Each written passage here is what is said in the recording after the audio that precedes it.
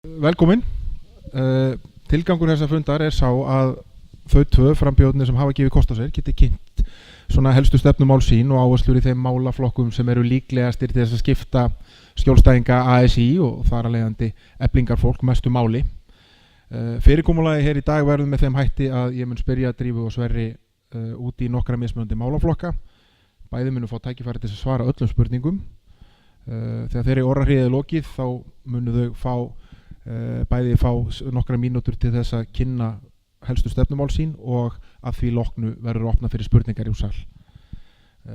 Fyrsti málaflokkurinn sem ég ætla að spyrja út í kjaramál og kannski byrja á mjög opinni spurningu.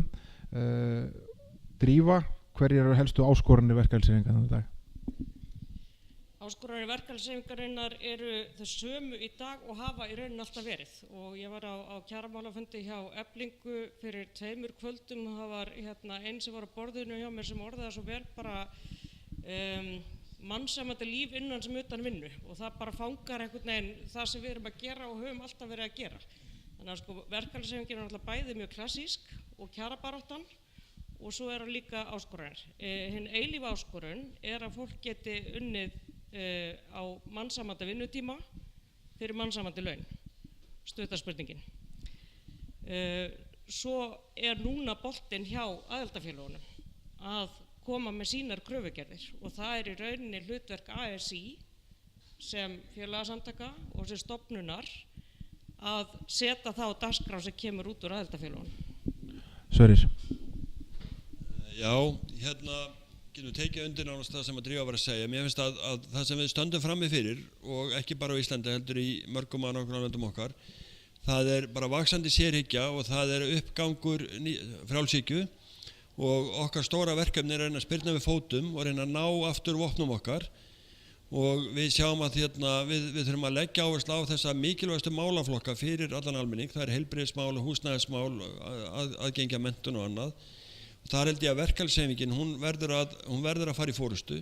Við verðum að sameinast þessi félagshyggju gildi og ég held að það séu stóru verkefni framtíðarinnar. Það að við náum að bregðast við því ástandi sem að hefur bara því miður farið vaxandi.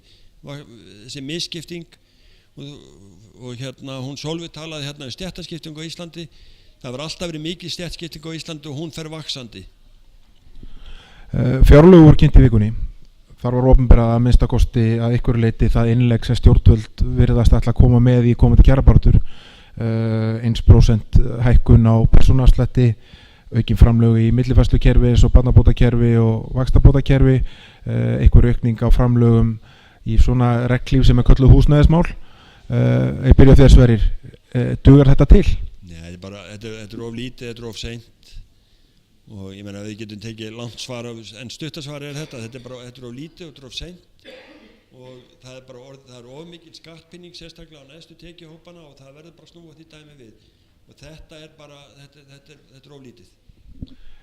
Drífa. Ég hef kallað þetta metnaðarleysi í fjárlögunum af því að það engin metnaður fyrir hönd vinnandi fólks. Þetta flatar skattalækkanir. Þannig að það ekki verið að nota skattgerð til jöfnunar. Þú segir að það sé verið að leggja í húsnæðismál. Ég sé ekki að það sé verið að leggja meira í húsnæðismál umfram það sem var samið í kjarasamningu síðast. Þannig að þetta bara loforð og skuldbindingar sem verið að uppfylla. Og svo eins og Stefán Ólafsson hefur bent á, það hefur verið að setja 1,6 milljarð í hækkun barnabóta en það hefur verið að setja 8 milljarða í lækkun tryggingagjalds. Þannig að bara svo við sjáum hvernig áherslurnar liggja. En hvað það sem ríkið þyrfti að koma með að borðinu til viðbótar til þess að það var hægt að semja launahækkanir innan þess svigrúms sem stjórnvöld og Seðlabankinn og aðrir hafa talað að setja staðar í launamálum? Það þurfa að hverfa af þeirra leið og þeirra þróun sem hefur verið síðustu 30 árin að auka skattpíningu á lág- og millitekjuhópa. Það að færa þyngdarpunktinn til í skattkerfinu og við þurfum að fara að nýta það mjög aggressíft í tekjujöfnun.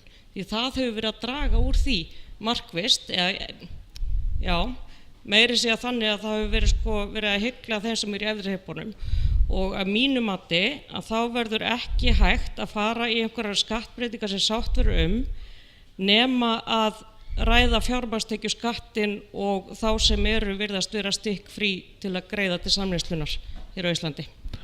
Sverrir, viltu bæta ykkur við? Já, það er hérna, við horfum á þetta með eins og barnabætur og annað, þá er náttúrulega fráleitt að þjóð sem að þeirra sem vera með ríkustu í heimi að við séum að sífellt að skerða okkar aðstoð við barnafjölskyldur. Þannig að við þurfum að bæta verulega í þessar tekjujöfnunar aðgerðir eins og barnabætur, vaxtabætur og annað. Og það er dálítið athyglisvert, ég þetta er grein í fyrra eftir þetta Gunnar Smári sem að tók saman að það eru 430 milljarðar sem að við höfum sparað fyrirtæki landsins með lækkun á tekjuskatt á fyrirtæki á síðustu árum. Þannig að þessi peningar alveg til, við erum bara valið að láta auðstéttina fá þessa peninga í staðinn fyrir að beita þeim í almannaþágu. Þannig að það þarf að nota skattkerfi til þess að jafna aðstöðu fólks og koma skattbyrðin yfir á þá sem að hafa raunverulega efni á að borga skatt. Fyrir utan það sem ríki getur komið með á borðinu þá hefur náttúrulega verið mikið rætt þær launahækkanir sem hafa átt sér stað í æðstu stigum samfélagsins hjá æðstu embættismönnum, líka hjá ríkisforstjórum og ekki síður hjá forstjórum í einkareknum fyrirtækjum. Ríkisstjórnin hefur lét vinna fyrir sig úttekt fyrir á þessu ári þessar hækkanir og ákvæði kjölfarið að leggja niður kjararáð og frysta ákveðin laun í ákveðin tíma. Finnst ykkur nóg að gert í þessum málum? Þarf að breyta meiru til þess að það sé ásættanlegt? Byrjum á Sverri. Já, mér finnst þetta sýnandi viðhorf því að þetta er engir asnar þetta fólk og það veit bara að kemst upp með þetta, það telur sig eigi fullt tré við okkur. Þannig að þó að fólk komi fram og þó að sé verið að leggja niður kjarar og sem er náttúrulega bara eins og að loka hurðinni þegar að hrossið farið þau vissu þau kemst upp með þetta, þau treysta því að við stöndum ekki nógu saman og við munum ekki gera í þessu. Þetta sýnir viðhorfið og þetta sýnir bara að við þurfum að standa grjóthörð saman til þess að geta ráða við þetta ástand. Já, það voru komið þarna upplýsing frá Hagstofunni launahækkanir 2014-17 og það sést að þeir sem á að hækka langmest eru stjórnendur hjá ríkinu. Það er kjararáðs áhrif og bara töluvert umfram aðra. Þeir sem báru skarðast hlut frá borði er einmitt lágtekjufólk hjá ríkinu, þannig að ríkið er að fara fremst í flokki við að auka misrétti. Ég myndi vilja að ríkið setti sér kjarastefnu og ég hef talað fyrir því að við eigum í alvöru að fara að ræða það að skilyrða hæstu laun við lægstu laun. Þannig að við skilgreinum hvað er ásættanlegt sem til dæmis tökur ríki sem atvinnurekanda. Er það ásættanlegt að lægsta manneskja hjá ríkinu sé með, tökum bara við með 300.000 kallinn og hvað eru þá margföld laun? Það eru sennilega svona 6-föld, 7-föld hugsanlega laun hjá æðstumönnum. Er það ásættanlegt? Ræðum launabilið.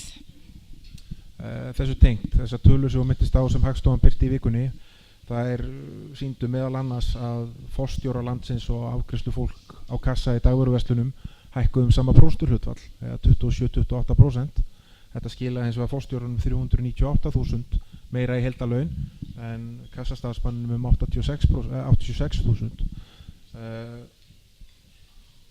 Ef að laun þessara starfstétta myndu halda áfram að hækka sama hlutfall núna á næstu 3 árum myndi það skila forstjórnum yfir 500.000 en kassastarfsmönnum 100.000. Er kannski orðið tímabært að fara að skoða þessa hluti út frá öðru en prósentuhækkunum? Já, við fórum í kjarasamninga 2015 með krónutöluhækkanir.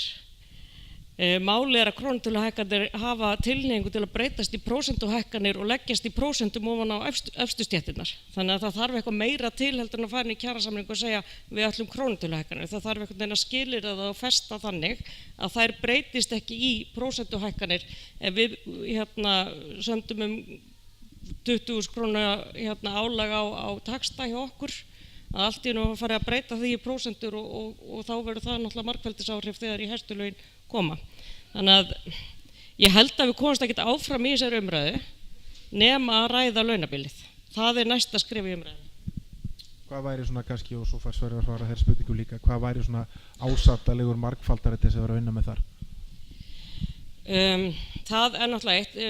Það hafa verið lögð fram mörg þingmál í gegnum tíðina þetta.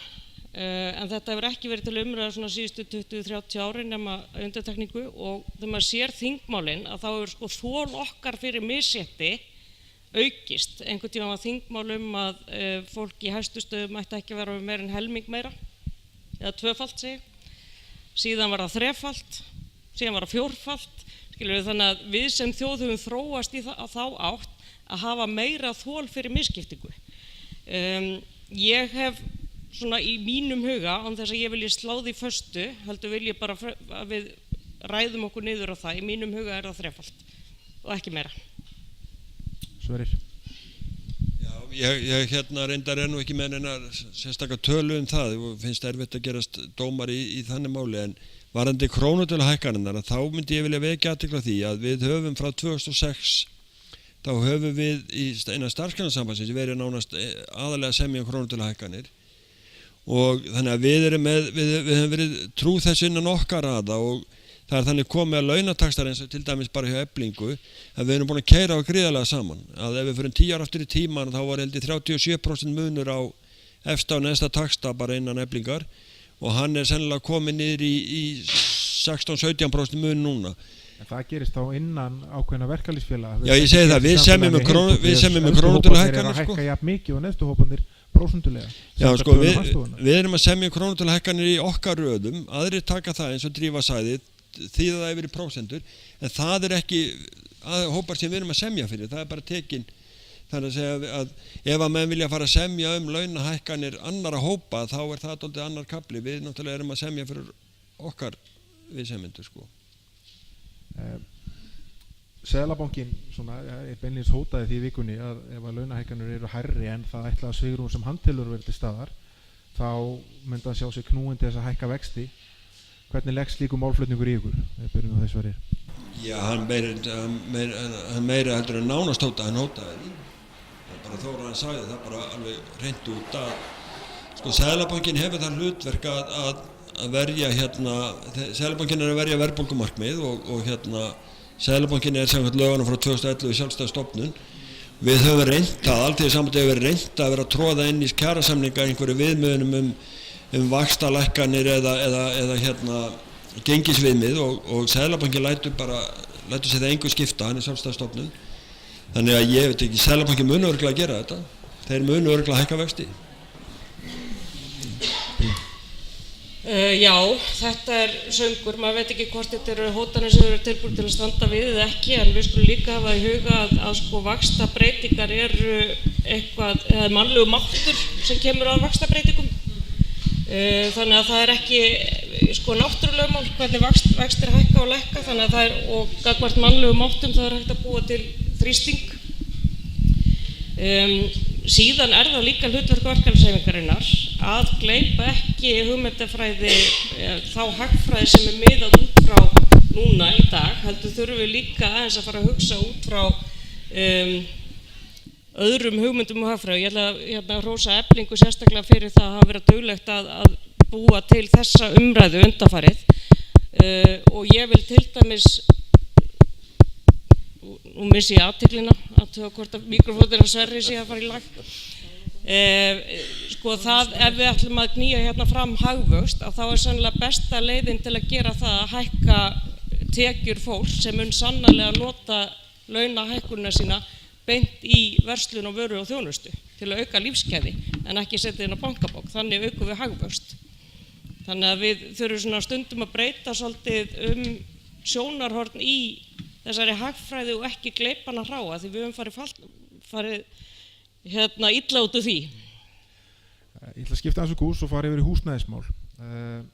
Þurfa náttúrulega allir þakka yfir höfuðið. Það er engum vafa undirorpið að það eru ákveðnir hópar sem hafa verið jaðarsettir húsnæðislega á Íslandi á undanförnum árum á húsnæðismarkaði, sérstaklega þeir sem hafa lægri tekjur. Ástæðnir eru ýmiss konar. Eftirspurnin hefur verið miklu meiri en framboð, þannig að samkeppnin húsnæði miklu meiri, tilkoma hagnaðardrifinna leigufélaga, tvöföldun á fasteignaverði á 6-7 ára tímabili og svo framvegis. Allt þetta hindranir sem hefur gert lágtekjufólki erfiðara fyrir að komast inn á húsnæðismarkað. Til hvaða aðgerða þarf að grípa á húsnæðismarkaði til þess að laga þessa stöðu? Drífa. góðu fréttirnar á húsnæðismarkaði það að nú erum við loksins komið með tæki til að greina þörfina og framtíðarþörfina. Það er ekki þannig að allir fara að stað og byggja brjálað, svo gerist ekkert í nokkur ár og þetta hefur verið eitthvað svona hryllilegt ójafnvægi. Þannig að við höfum ekki náð að mæta þörfum fólks, hvorki fólk sem er að flytja eitthvað til Íslands eða fólk sem vil flytja úr foreldrahúsum. Bjarg er gott framtak, virkilega gott framtak og en það þarf meiri lausnir af því að mjög margir vilja eiga sína eign. Það er svolítið í okkur að vilja eiga okkar eign og við kannski lítum á hana svolítið sem lífeyrissparnaðinn okkar í og með að við greiðum upp húsnæðið okkar og erum vonandi búin að því þegar við förum á eftirlaun og þá léttist pingjan hjá okkur eða léttast útgjöldin. Þannig að það eru rosalega margar spennandi hugmyndir í farvatninu. Og það er einmitt það sem það þarf að vera, það þarf að vera margar lausnir. Það þarf að auðvelda fólki fyrstu kaupalán, það þarf að lífeyrissjóðirnir þurfa að axla sína samfélagslegu ábyrgð, að vera með lægri vexti til húsnæðislána og svo þarf líka að efla leigukerfið. En fyrst og fremst það náttúrulega að fara að byggja hérna. Sverrir. Já, við þekkjum það að stóru átökin í húsnæðismálum sem hafa verið gerð á Íslandi, það að verkalýðshreyfingin stóð fyrir þeim þegar að verkamannabústaðakerfið var byggt upp upphaflega, þegar Breiðholtið var byggt upp og við vorum hérna áður fyrir þá vorum við með byggingarsjóð ríkisins og svo vorum við með byggingarsjóð verkamanna þar sem að byggingarsjóð verkamanna þá fékk fólk lán á lægri vöxtum heldur en ella og það voru þá niðurgreitt lítillega. Þannig ég held að við þurfum að vera með félagsleg markmið og það er mjög mikilvægt að við náum því við þurfum að skapa þar aðstæður sem fólk getur búið í viðunandi húsnæði, haft búsetuöryggi og þá hvort sem að menn er að leigja eða vilja kaupa, þess að fólk er ekki borið út í fyrstu efnahagshremmingu sem gerast að það er mótlæti og er með viðráðanlega greiðslubyrði. Fyrir þá hópa sem að þurfa einhverja aðstoð eða eru tekjulegri hópar, þá eigum við bara hreinlega að ganga þar inni, það á bara að vera þar í einhverju föstu formi, þannig að ég held að það sé mjög mikilvægt að hreyfingin sameinist markmiðin og eins og Drífa segir, ég held við að geta boðið upp á 2 eða 3 mismunandi leiðir að þessu markmiði. Við tölum aðeins eða myndust á hérna í byrjun aukna misskiptingu og stéttaskiptingu. Ein birtingarmynd þess er aukin misskipting í eignum þjóðarinnar og svona ferli sem er oft sér stað á undanförnum árum, þar sem þeir sem hafa komist inn á húsnæðismarkað hafa upplifað 100% hækkun frá árinu 2011 eða byrjun árs 2011 og þeir sem hafa ekki komist inn á húsnæðismarkað upplifa að það sé eða stærra hluta af ráðstöfunartekjum sínum í leiguhúsnæði hefur aukið þetta bil og við erum komin með þá stöðu að 1% þjóðarinnar á meira að hagnast meira á hverju ári en 80% þjóðarinnar. Er eitthvað sem við getum gert sérstaklega til þess að grípa inn í þessa þróun eða er þetta bara henni eðlilega þróun í svona kapitalísku markaðshagkerfi sem við búum í? Já, ef við ekki skattleggjum stóreignir þá verður stóreigna fólk alltaf efnar og það tekur alltaf til sig meira og meira. Þannig ég held að við þurfum að endurskoða skattkerfið. Það þarf að skattleggja þannig að þegar fólk á orðið 100 milljóna eða milljarða í eignir að þá er engin ástæða til annars heldur en að það borgi bara drjúga skatta. En þetta er ekki bara bil á milli þeirra sem eiga langmest fjármagnseigenda í samfélaginu og þeirra sem eru verstsettir. Þetta er líka bil á milli hluta millistéttarinnar og annarra einfallega vegna þess að sumir hafa tækifæri til þess að komast inn á eignarhúsnæðismarkað sem aðrir hafa ekki. Já, ég veit ekki alveg hvernig ég á að svara þessu, menn hvort að það á að taka íbúðir eignanámi til að afhenda öðru fólki, ég er nú ekki alveg tilbúin í það en hérna. Drífa? Já, og til viðbótar það er einhvern veginn eins og allar aðgerðir sem hafa verið gerðar séu til þess að auka bilið á milli fólks og þar vil ég líka minnast á séreignarsparnað lífeyrissjóðsins. Lífeyrissjóðakerfið er náttúrulega, samtryggingakerfin okkar eru mjög góð. Hins vegar eru þarna með séreignarlífeyrissparnað sem fólk getur þá tekið út skattfrjálst til að setja íbúðareignirnar sínar. Þannig að þeir sem hafa tækifæri til þess að safna í séreignarsjóð sem hlutfall af launum hafa tækifæri til að greiða hraða niður eignir sínar. Skattfrjálst. Þannig að það líka allar aðgerðir verða til að auka þessa misskiptingu af því að fólk á lægstu launum hefur kannski síður tök á því að leggja þessi séreignarsparnað og ef það hefur tök á því að þá eru færri krónur sem fara í niðurgreiðslu húsnæðislána. Þannig að öll þessi hugsun í kerfinu hefur ekki verið til tekjujöfnunar, heldur til þess að auka bilið. Mér langar að tala erlenda ríkisborgara á íslensku vinnumarkaði. það engum vafa undirorpið að þetta yfirstandandi góðæri, efnahagslega góðæri, þessi mikli hagvöxtur sem hefur verið hérna ár frá ári frá árinu 2011 knúin áfram af erlendu vinnuafli. Við erum að búa til hérna 2-4.000 ný störf á hverju ári sem eru mönnuð með fólki sem kemur annar staðar frá, annars var ekki hægt að búa til þennan hagvöxt. Þetta hefur orsakað líklega einhverjar mestu samfélagsbreytingar sem hafa átt sér stað á Íslandi frá upphafi. Við erum búin að fá, núna fjöldinn samkvæmt tölum Hagstofunnar sem innflytjendur sem eru á íslensku vinnumarkaði, ef þeir eru eitt sveitarfélag þá var næst stærsta sveitarfélag á landinu, þeir voru stærri en Kópavogur. Þessi mikla aukning, henni fylgir margar áskoranir fyrir samfélagið allt, meðal annars verkalýðshreyfinguna, þar sem flest þetta fólk eru skjólstæðingar hennar. Hverjar sjáu þið sem helstu áskoranir vegna þessa máls og hvernig teljið þið helst að bregðast við þeim? Ég hef nú viljað taka svo djúpt í árinni að hagkerfi, hagsveiflan, þessari uppsveifla sem fólk finnur nú mismunandi fyrir núna, að hún sé rekin áfram á misnotkun á fólki. Og það þannig sko. Og ég bara fá sko, við erum að fá svo hryllileg dæmi og við Sverrir þekkjum það bæði inn á borð til okkur og maður verður bara brjálaður. Við erum að tala fyrirtæki sem eru rekin hérna, þar sem fólki ekki greidd laun, þar sem fólk þarf að greiða heiminn á laun til þess að fá einhvers konar atvinnuleyfi sem beint í vasann til atvinnurekenda. Fólki holað niður í einhverjar hryllilegar íbúðir og óviðunandi húsnæði þar sem öryggið ekki tryggt og svo framvegis. Að sko þetta bara risastórt verkefni og það risastórt átak til. Og ég hef viljað sko, ég veit það það var nú tekið fyrir ríkisstjórn í gær tillaga að hefja þetta og þú fyrr hefði verið vinnu við þetta. En þarna hafa sko verkalýðshreyfingin hefur mjög takmörkur úrræði. Við förum í vinnustaðaeftirlit, við náum til slatta af fólks sem betur fer. En sko stóra myndin, við erum ekki að ná henni. Og ég vil bara ítreka það að það kemur okkur öllum illa að líða félagslega undirbúa vinnumarkaði, af því að ef atvinnurekendur fá vinnuafli frítt okkur ættir þá að fara að borga öðrum mannsæmandi laun fyrir það. Fyrir utan það að þetta bara ómannskilegt samfélag og viðmið á siðuðu samfélagi hvernig við förum með fólk sem í viðkvæmastri stöðu. Já, sko, ég byrjaði að vinna fyrir verkalýðshreyfingunni upp á Kárahnjúkum og í nokkur ára þá ferðaðist ég félagsfræði afls með túlk alltaf með mér.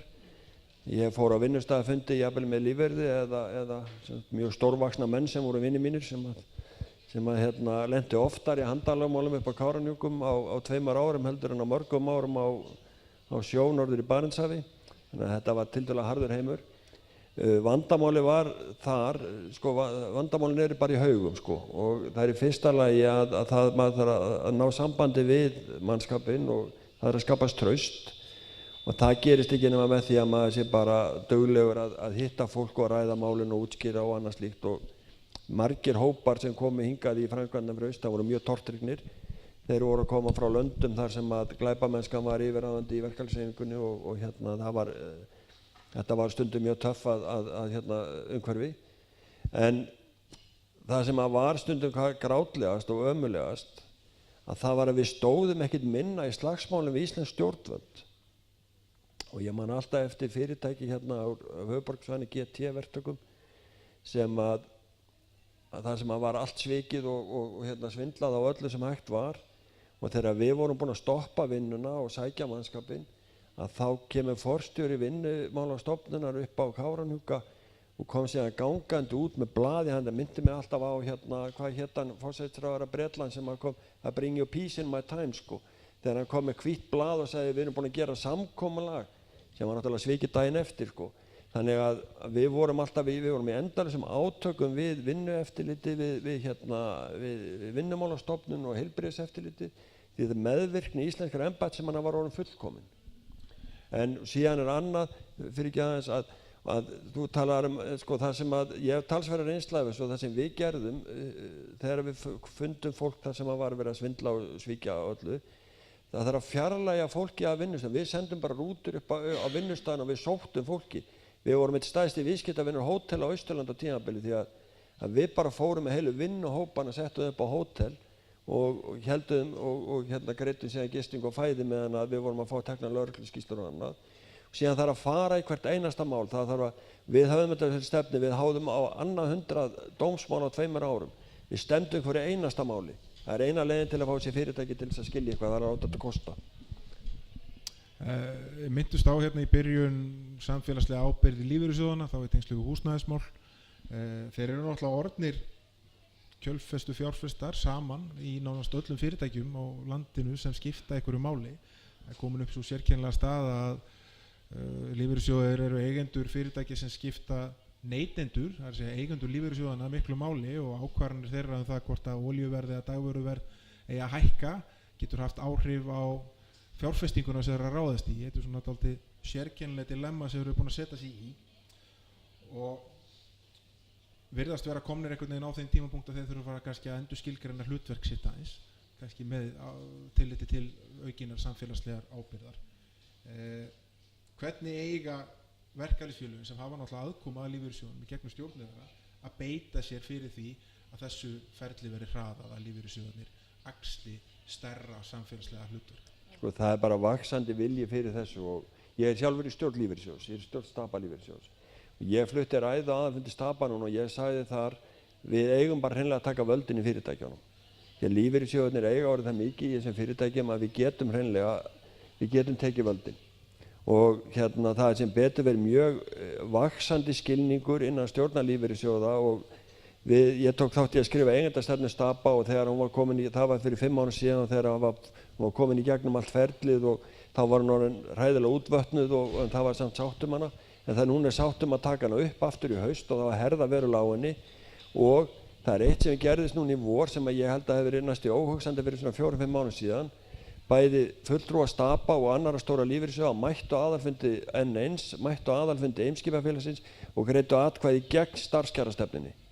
Og við sendum bréf á þessi fyrirtæki og kröfðum skýrra svara og við erum ekki hætt og eftir því sem að fleiri lífeyrissjóðir, nú er það ykkar, félagsmenn Eflingar að herja á ykkar fulltrúa í stjórnar gildis og svona verðum við að fara hringinn þegar við náum að vekja þessa hugsun í öllum lífeyrissjóðum, þá getum við hreinlega að tekið völdin. Og mér finnst eitt dálítið gaman að minnast á, ég var á stóru fundi hjá Afli í gærmorgun og við vorum einmitt að ræða lífeyrissjóðan og ég sagði, stundum þegar ég vil fá jartengingu við hvað ég er að gera, þá fer ég þessar bækur sem hafa verið skrifað, Saga verkalýðsfélaga, þetta er ekki mjög sexy, en þetta eru verkalýðsfélög, þetta er saga þeirra frá fyrsta verkalýðsfélag frá Austan er stofnað 1896. Og þegar maður les fundagerðir frá fyrstu fundunum, þetta er fólk það bjó í nánast moldarkofum. Áhyggjuefni voru hvort að börnin fengi mat daginn eftir. Menn voru settir út á kaldan klaka og fengi ekki atvinnu ef þeir voru í forystu fyrir verkalýðsfélag. Í dag, félögin sem þetta fólk stofnaði, við eigum Ísland. Það eina sem við hefum eftir að gera er að taka það. Þannig að við eigum að nota þennan kraft. Já, bara sammála og því til viðbótar vil ég alltaf bæta við að það hefur verið rosalega hik við það að beita lífeyrissjóðunum til dæmis á húsnæðismarkaði. En lífeyrissjóðunir eru stofnaðir til að auka lífsgæði okkar í nútíð og framtíð. Þannig að ef það er hægt að gera það í nútíð líka með tilkomu lífeyrissjóðuna þá er sannarlega að nýta þessa sameiginlegu sjóði okkar í það. Án þess að það komi illa niður á framtíðar lífeyrissparnaði. Tíminn hleypur frá okkur þegar það er gaman að fara yfir öll þessi helstu mál. Ég ætla að bjóða ykkur sitt í hvoru lagi að taka svona 3-4 mínútur og kynna helstu stefnumál ykkar fyrir þeim sem eru staddir hér í salnum. Drífa, þú byrjar. Já takk, átti ég að standa upp, það var dýllinn. Nú erum við búin að fara yfir eiginlega öll okkar hugðarefni þannig að ég velti fyrir mig hvað er eftir. En mér langar svona aðeins að byrja á því að segja það og það hljómar svolítið undarlega þegar maður er í framboði til forseta Alþýðusambandsins að vilja draga úr vægi forseta eða að hætta að láta eins og forseti Alþýðusambandsins í upphaf og endir alls. Forseti Alþýðusambandsins er málpípa fyrir það sem fólk í hreyfingunni ákveður og mér finnst frá því að ég byrjaði eiginlega að fylgjast með bara að þá held ég að það hafi aldrei verið jafn mikil umræða vinnumál, kjaramál, verkalýðsmál. Það eru ótal mörg andlit sem er að koma fram fyrir hönd fólks og þannig á það að vera. Það er einhvern veginn loksins komið eitthvað eðlilegt ástand í því, segi ég.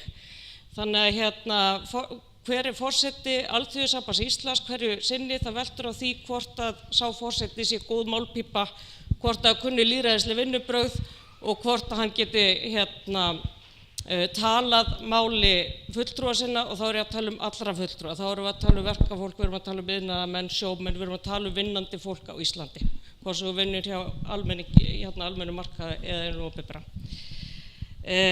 Ég hef farið yfir hugmyndir skattkerfi. Það er eitt sem ég vil setja á oddinn, það er eitt sem stendur hjarta mínu næst. Húsnæðismálin sömuleiðis og síðan barátta gegn félagslegum undirbúðum sem ég tel að sé bara þetta er bara spurning hvort að við séum mannsæmandi samfélagi eða ekki. Þetta er svona algjört grundvallaratriði í því hvort að við getum bara litið í spegil sem þjóð eða ekki. Hvernig við förum með fólk sem kemur hérna erlendis frá sérstaklega og unga fólki okkar, og megnið af tímanum hjá stéttarfélögum fer í þessa baráttu.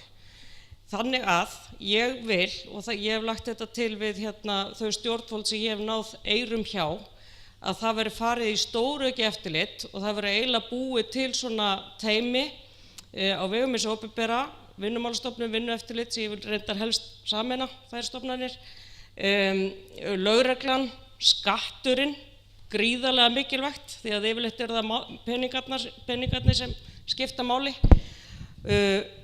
með verkalýðsfélögunum, því að verkalýðsfélögin í landinu eru þau sem eru með bestu þekkinguna á því sem er í gangi á vinnumarkaði. Við erum tengdust fólki, við erum í vinnustaðaheimsóknum og við vitum hvað gildir.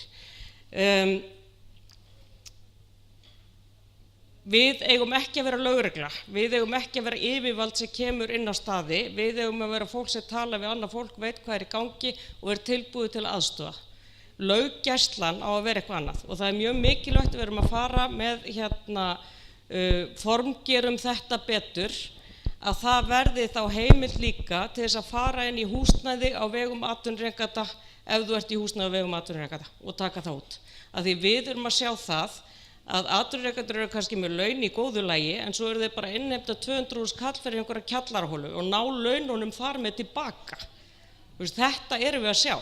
Þó að tímaskýrslur og launaseðlar og ráðningarsamningar og allt líti alveg bara vel út og bara blikkar ekki á neinum rauðu ljósi hjá okkur. Þá erum við að sjá alls konar svona svíneri. Þannig að ég vil leggja mikla áherslu á þetta og svo vil ég líka leggja áherslu á það að við höfum ekki ennþá náð að útrýma kynbundnu launamun hérna á Íslandi.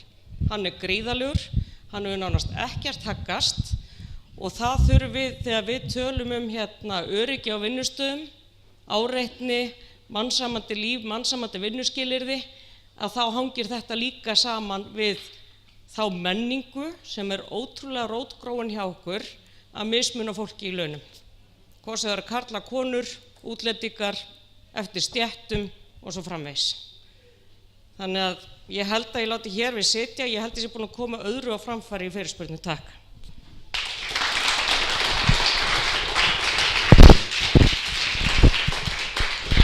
Það er ekki svo vel.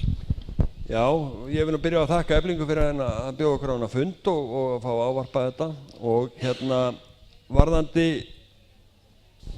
áherslumál þá þykir mér ekki vænt yfirleitt nokkra stofnun eins og Alþýðusamband Íslands og þegar ég tala Alþýðusamband Íslands þá er ég ekki að tala skrifstofuapparatið eða það, ég er að tala hugmyndina.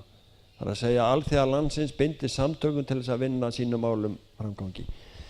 Ég hef haft áhyggjur af því síðustu ár. Ég elst upp náttúrulega þegar að við rifumst frá 10-12 ára aldrei pólitík hægri vinstri og mér hefur fundist eins og það sé ekki tísku lengur og maður hafði áhyggjur af því til þess áruna fyrir hrun. Það var ekkert alltaf gaman að vera í forsvari fyrir verkalýðsfélag og vilja fara að ræða einhver hundleiðilega hluti eins og félagshyggju því að það voru bara allir að grilla og græða. Þannig að ég hafði bara áhyggjur á þessu tímabili að við værum pínlítið að missa sjónina á markmiðunum. Það er eins og Drífa kom inn og það er dálítið skemmtilegt núna, það hefur verið mikið vakning, það hefur komið nýtt fólk inn og það er miklu meiri umræða. Það er eitt sem er eins og dálítið hættulegt við fundi eins og þessa Við erum öll svo mikið sammála, það þess vegna sem við erum hérna. Og þess vegna höldum við að sé allir sammála okkur, en það bara eru það ekki allir. Og það hlutir sem ég líka allir ágjöra. Að það séu hópar innan Alþýðusambandsins, hópar innan okkar raða sem að ekkert í takt við okkur, ekkert sammála okkur og við erum ekkert að tala við. Þeir hópar heldur ekkert að tala við okkur. Það sem að ég held að við síðustu árið hafa verið dálítið upptekin af því að leita uppi það sem okkur greinir á frekar heldur en að leita uppi það sem að við erum sammálum. Ég myndi vilja leggja mitt af mörkum og ég held að við þurfum að fara í talsveit mikla vinnu, ég held að við þurfum að fara í grasrótina, við þurfum að leita uppi fólki sem ekki sammála okkur og við þurfum að sameinast einhver grunngildi sem að Alþýðusamband Íslands, verkalýðsfélögin í Alþýðusamband Íslands, fólkið í verkalýðsfélögunum sem að vill sameinast Við höfum að leyfa okkur að vera ósammála sumt.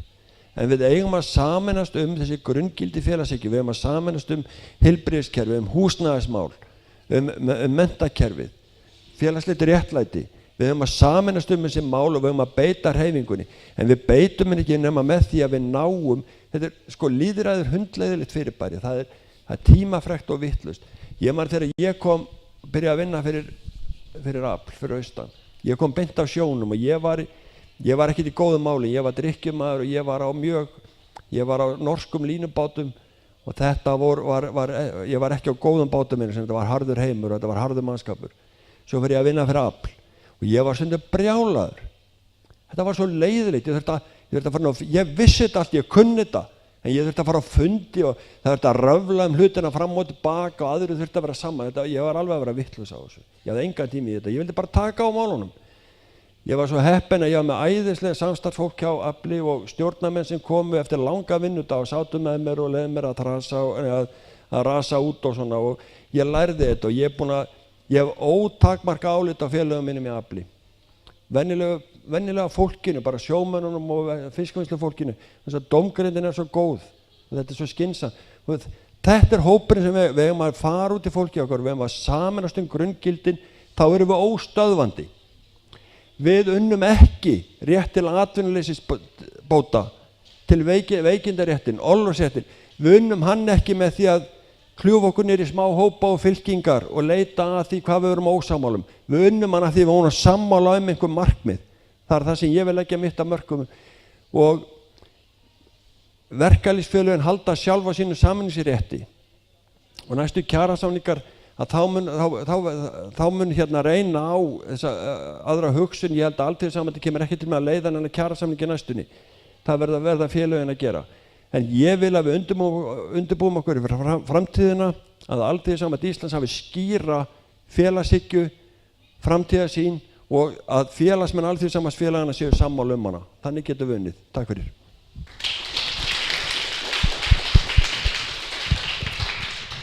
Takk fyrir bæði.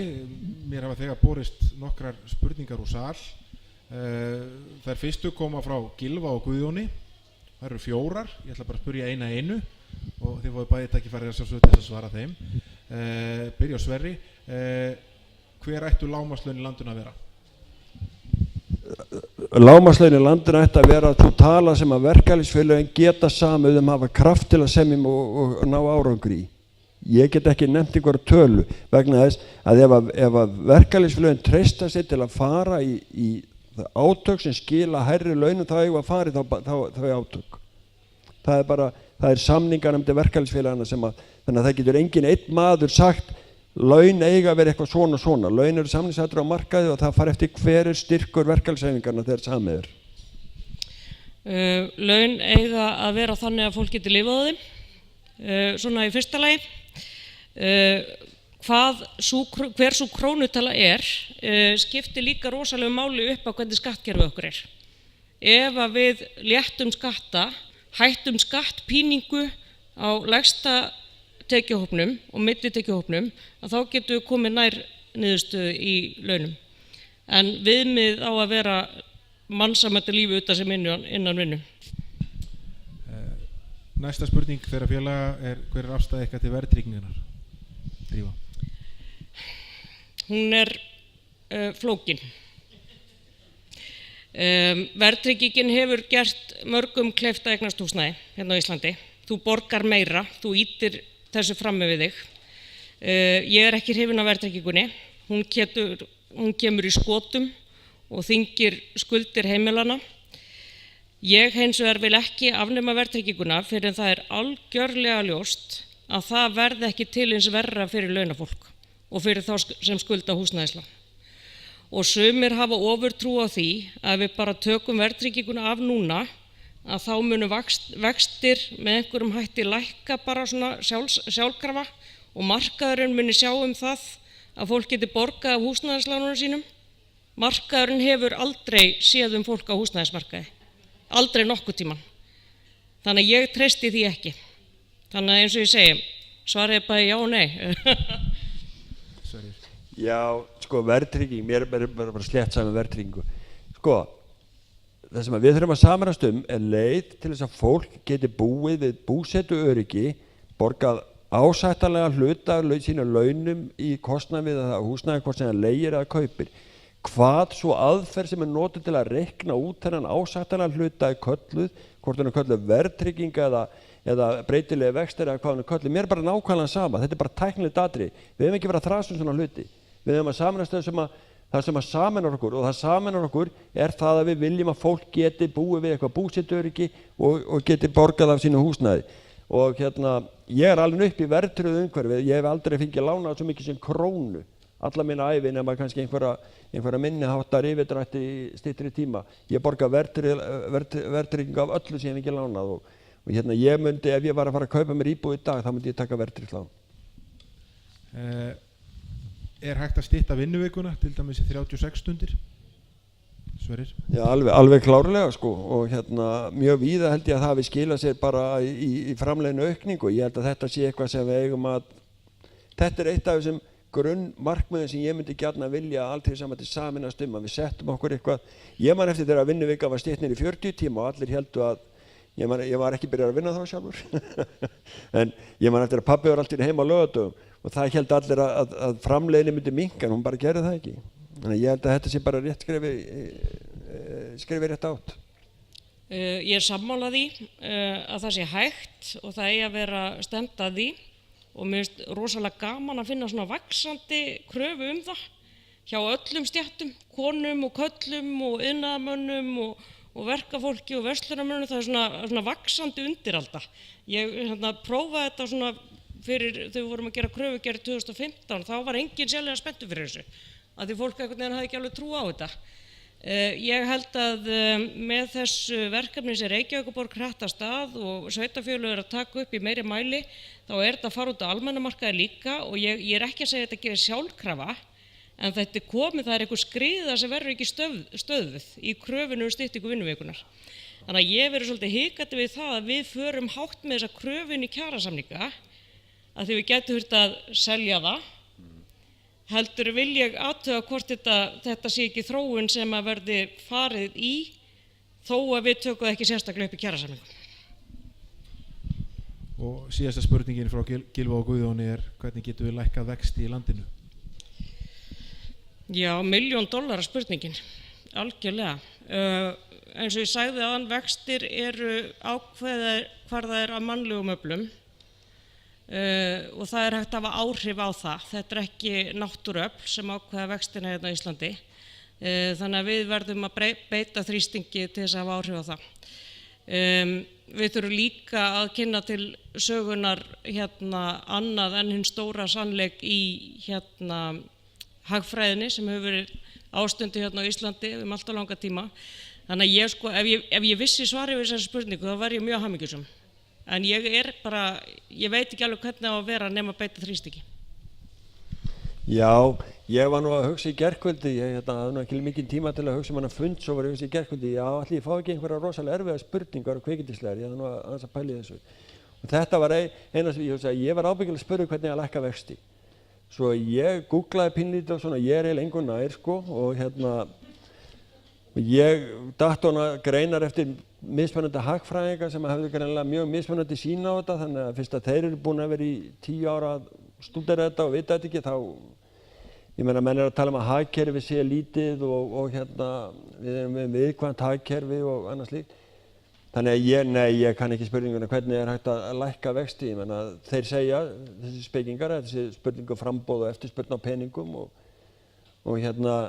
en þegar að við erum með landið galopið eins og var fyrir hrun og peningar streymdu inn til landsins sem var mikið framboð af peningum, ég sá nú ekki mikla vaxtalækkanir í kjölfarið sko. En við höfum séð það núna á undanförnum árum eftir að lífeyrissjóðirnir, sem við ræddum nú áðan og samfélagslegt hlutverk þeirra, eftir að þeir koma fullum krafti aftur inn á húsnæðislánamarkað og fóru að lána minnst kosti hluta sinna sjóðsfélaga, þessi lána flestir upp á 70, kannski 75% að hámarki af fasteignamati íbúða sem takmarkar náttúrulega fjölda þeirra sem geta tekið þessi lán, en vaxtakjörin sem þeir bjóða, þótt að vextir á Íslandi séu ennþá miklu hærri en í nágrannalöndunum, eru þeir lægstu sem nokkuð tímann hafa sést hérna.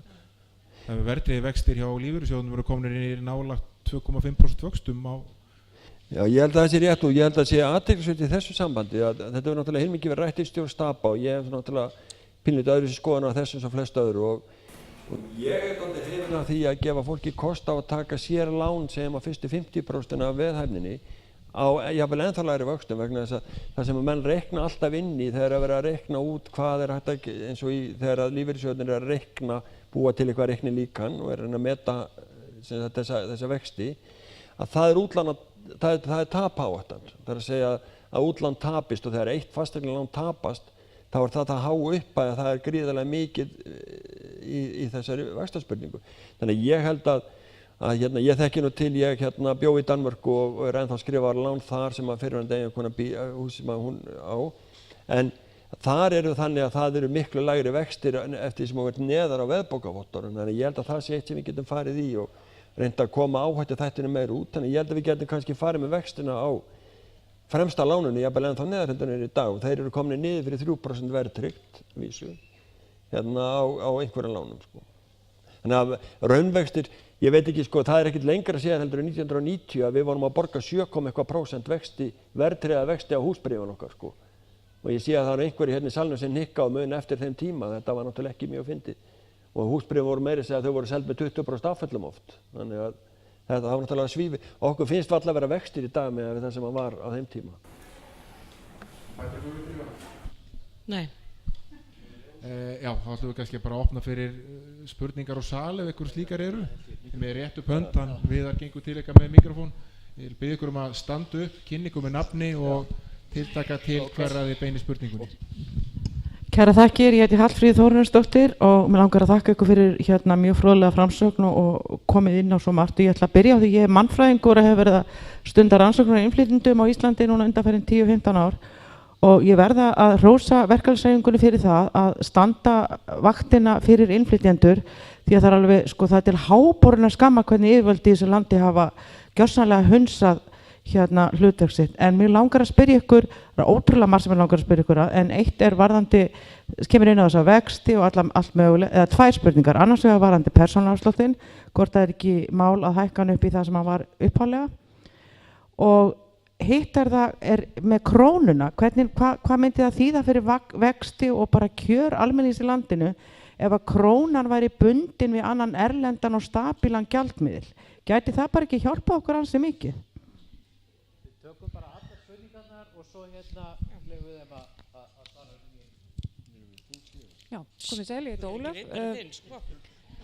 Þú skrifar, ég fæ að kíkja. Mér langaði að spyrja hvort að feminismi og kjarabarátta færi saman í ykkar huga og hvað þið persónulega hafi gert til þess að bregðast MeToo.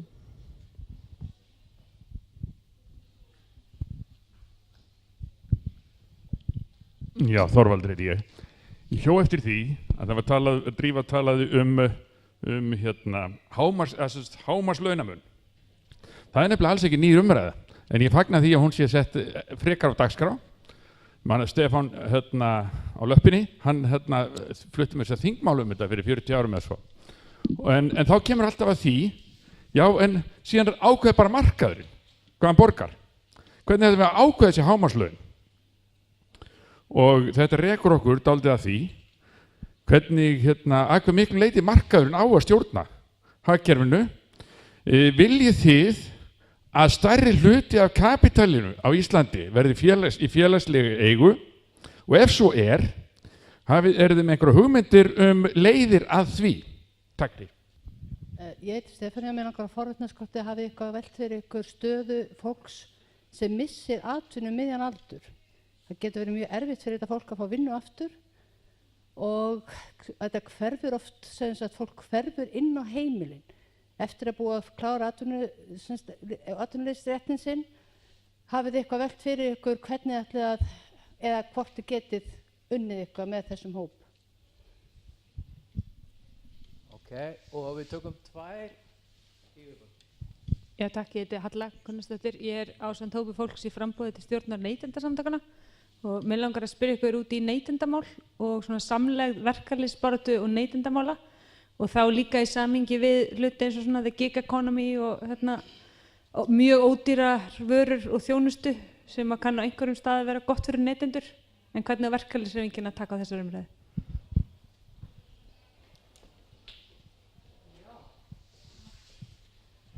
Já, takk fyrir. Viðar heiti ég. Ég var að velta fyrir mér hvort að þið væri meðvituð að núna einn mesti húsnæðisskortur í sögu borgarinnar og sögu landsins og samkvæmt svona lögmálum framboð og eftirspurn þá náttúrulega eðlilega veldur það háu húsnæðisverði sem sagt hreinlega skortur á íbúðum og þá hvort að hvernig ykkar áherslur hljóðu upp á það að mæta þessum skorti þá með því að stuðla við að verði byggt meira af húsnæði á viðráðanlega verði af því að ef það nóg af húsnæði til þá ekki hægt að okra á fólki og allar aðgerðir til þess að í raun og veru gera fólki auðveldara að kaupa húsnæði í þessu ástandi í raun og veru bara að ýta undir okrið og gera fólki kleift að leggja á sig meiri byrðar þannig að mér finnst ekki verið að ráðast á rót vandans með slíkum aðgerðum heldur þarf að gera framboð á húsnæði betra og hvernig verkalýðshreyfingin getur komið að þessu og heyrum þetta. Takk. Ég held ég að ná þessu svona nánast öllu. Fyrsta spurningin snerist persónuafslátt og bindingu aðra gjaldmiðla, ekki rétt? Kannski byrjum á henni. Drífa, þú mátt byrja. Já, takk. Þú skrifaði niður. Já, ég hef sagt að sko jafnara skattkerfi er markmið. Hvernig því er náð er ekki aðalmálið, heldur hvernig það virkar. Nú eru uppi hugmyndir sko að færa þungan í persónuafslættinum þannig að fólk nýtur fulls persónuafsláttar þegar á lægstu laununum og síðan trappast þetta niður, mér finnst það góð hugmynd. Ég hef sagt að skattkerfið þarf ekkert endilega að vera einfalt, það er bara að virka. Við getum líka látið að virka í gegnum húsnæðisbætur og barnabætur, það er önnur leið. Þannig að þú veist, ég svona vil ekki hengja mig í eina lausn þarna, en mér finnst þær allar mjög góðar og við verðum bara að vera með markmiðin á hreinu og við þurfum að láta það virka, þannig að þetta verður ekki étið upp einhvern veginn eins og persónuafslátturinn hefur verið gerður að allt í einu fólk fari að borga sko, stærri og stærri hluta af sínu tekjum, lágmarkstekjum í skatt. Það er annað. Varðandi krónuna, jú, vissulega gæti það verið, þegar ég er að reyna að útskýra íslenska hagkerfi fyrir útlendingum, þá segi ég, við veitum ekki hvað stöðugleiki er. Við þekkjum ekki hugmyndina stöðugleika á Íslandi, ekki í náttúruöflum, ekki í peningamarkaði, ekki í veðri, engu. Þar að síður húsnæðismarkaðnum. Þannig að við búum í mjög sveiflukenndu efnahagskerfi. Við erum rosalega háð verði á fiski og áli, túrisma og svo framvegis, þannig að það verða alltaf sveiflur og það er voðalega erfitt að fara að koma í veg fyrir sveiflur. Ef við erum með stöðugan gjaldmiðil, hvað lætur þá undan? Af því að þrátt fyrir allt, þá var það vinnumarkaðurinn til bjargar að gjaldmiðillinn lét undan í kreppunni, síðustu kreppu, en ekki til dæmis atvinnustig. Við fengum ekki 30% atvinnuleysi í þetta. Það er eitt sem getur látið undan. Þannig að þú veist, þetta er ekki þannig bara ef við tengjum okkur við gjaldmiðil þá fáum við efnahagslega stöðugleika á Íslandi. Því hann er ekki til staðar. Þannig að við þurfum að hugsa alla fleti á þessu máli. Varstu með eitthvað fleira? Já. Nei. Ef við ekki bara taka þessar tökum bara bæði svara hverju spurningu. Ég ætla að biðja ykkur að stytta mál ykkar aðeins vegna þess að við erum aðeins að runda tíma. Ég skal bara fara mjög stuttulegina. Það var spurt persónuafslátt og sko mér finnst bara mjög mikilvægt að ég man eftir þegar ég var yngri og við vorum alveg börn að maður gæti aldrei treyst neinu því að maður fekk, það var komið barnabætur og þá, svo næst þegar maður átti vona á barnabótum þá voru enga vegna þá voru einhverja aðgerð búin að vera í millitíðinni, það var mjög erfitt að gera all plön. Þannig að persónuafsláttur ætti að vera 80 eitthvað þúsund í dag en er 54.000 og þannig að mér finnst bara mjög mikilvægt að stjórnvöld hafi einhverja framtíðarsýn og sé ekki að taka svona duttlunga ákvarðanir. Að öðru leyti er þetta alveg rétt sem Drífa sagði, við viljum skattalegt réttlæti, hvernig við náum því það er taklega útfærsluatriði. Varðandi krónuna, ég veit ekki hvort að gera sér allir grein fyrir því en Ísland á innan við 100 árum við 4 sinnum lent í greiðsluþurrð. Þannig að einn frægasti kennitöluflakkarinn á Íslandi er Ísland sjálft sko, þannig að við hefum 4 sinnum lent í því að geta ekki borgað okkar skuldir og við erum búin að prófa margt, við hefum verið með gullfót, við hefum verið í myntkörfu, við hefum verið tengt okkur við fasta mynd. Ég held að sé ekkert svar við þessu. Við erum að keyra núna, Seðlabanki vinnur út frá verðbólgumarkmiði og hefur reynda staðið ágætlega í því í 7 ár en það hefur allt verið að falla með okkur. Ég held að þetta sé bara mjög flókið og við erum bara örlítið hagkerfi með örmynt og ég held að við munum rífast það svo lengi sem að sögur fara hvernig við eigum að stýra okkar efnahagsmálum og ég held að verði alltaf margar skoðanir upp það. Næsta spurning snerist að samspili feminisma og verkalýðshreyfinga og viðbrögðum við MeToo. Já, hvort að verkalýðsbaráttu og feminismi, ég er náttúrulega sko augljóslega, ég vona að fólk að teki eftir því, ég er karlmaður, þannig að ég vil bara ekki tala fyrir feminista, ég hef bara enga forsendu til þess.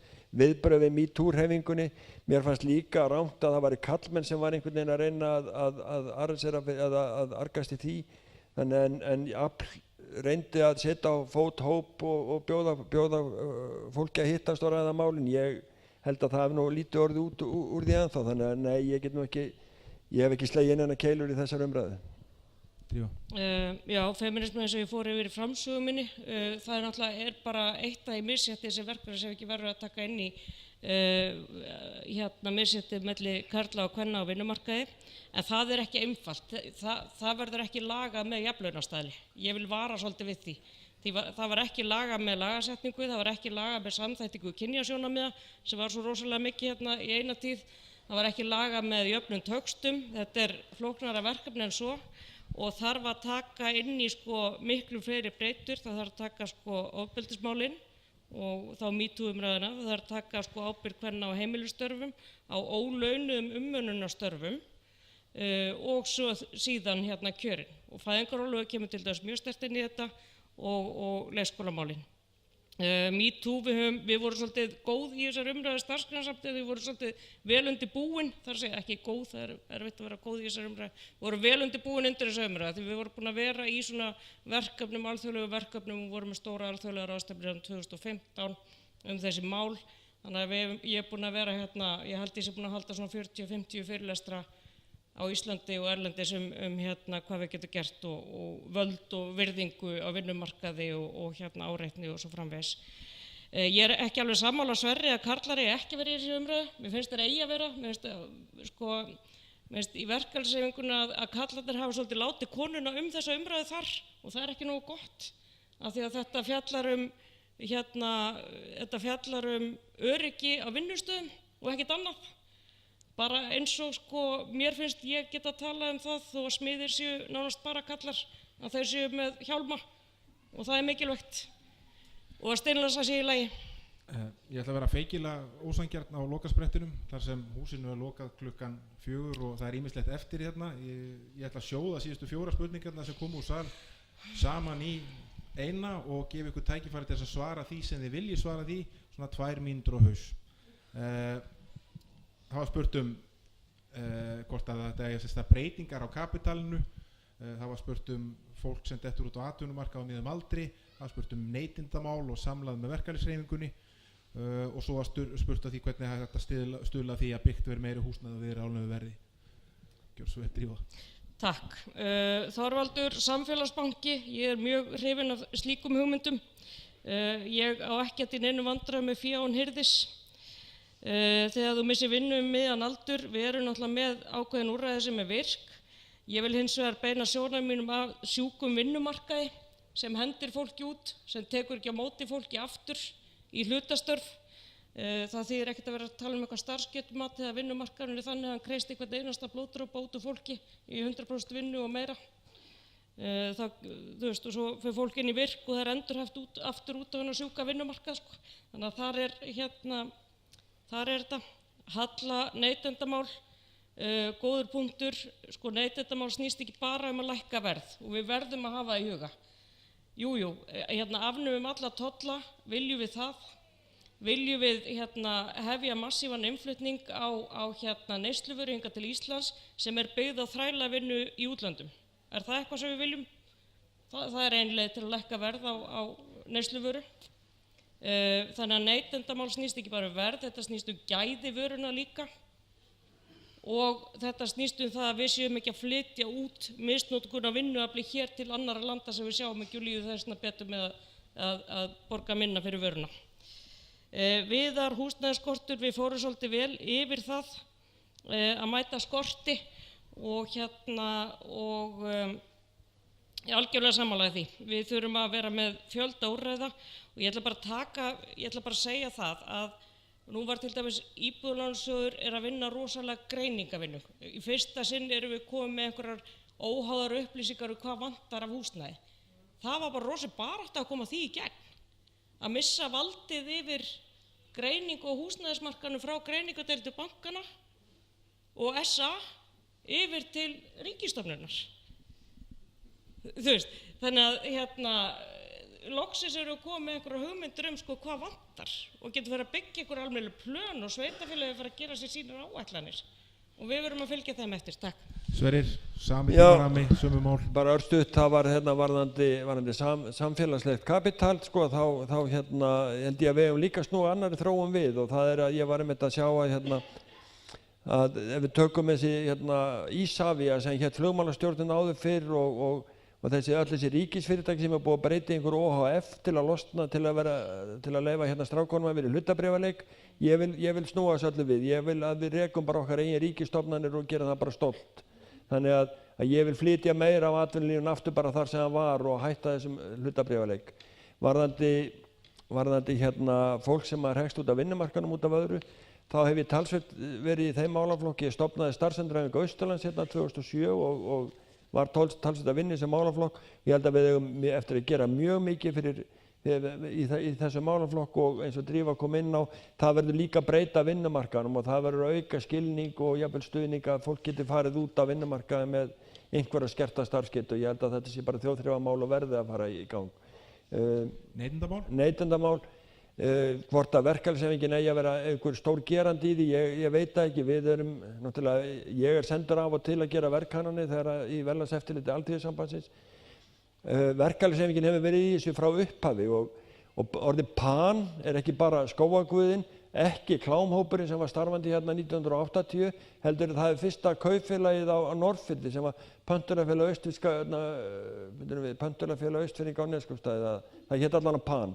Og það var stofnað af verkalýðsfélaginu á Neskaupstað, þannig að við höfum að verkalýðshreyfingin var alltaf verið í neytendamálum og heldur því áfram. Og svo klárum við þetta á því hvernig var stuðlað því að vera byggt verið meira á húsnæði og vera alveg verið. Við náttúrulega, ég held að númer 1 og 3, við þurfum að reyna að forðast að við lendum í svona ofboðslegum efnahagskreppum eins og við lendum í og það voru ekki byggðar íbúðir í 4 ár.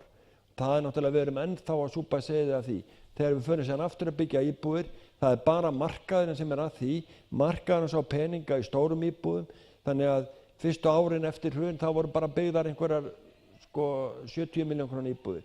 Þannig að já, ég vil bara sjá byggingarsjóð verkamanna aftur, ég vil bara sjá að við byggjum íbúðir fyrir okkar fólk sjálf. Takk fyrir. Drífa og Sverrir, takk kærlega fyrir, ég legg til að salurinn gefi þeim gott klapp.